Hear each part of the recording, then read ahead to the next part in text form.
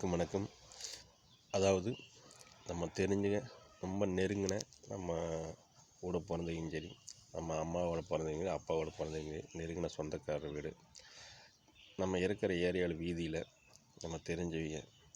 அப்படி இருக்கும்போது நம்ம தெரிஞ்சு அதனால் இது மாதிரி முக்கியமாக ஒரு இளவாயிருது. அந்த இளவான வீட்டிலேருந்து வரும்போது நம்ம குளிச்சுட்டு உள்ளே வரோம். நம்ம தெரிஞ்சங்காட்டி குளிச்சுட்டு வரோம். இதே தெரியாத என்னன்னு நம்ம பஸ்ஸில் இது போய் வர வேண்டிய நிலைமை இருந்துச்சுன்னா, அப்படி இருக்கும் பொழுது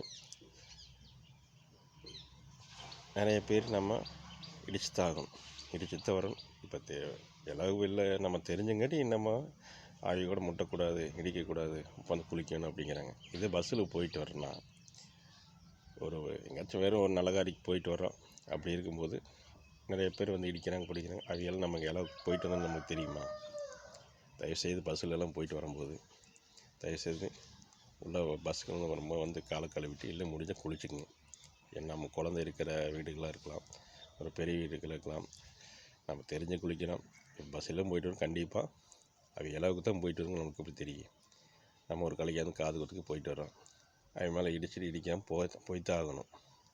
அப்படி இருக்கும்போது தயவுசெய்து பஸ்ஸிலலாம் போயிட்டு வந்தீங்கன்னா தயவுசெய்து உள்ளே வந்தீங்கன்னா காலை கழுவிட்டு வாங்க.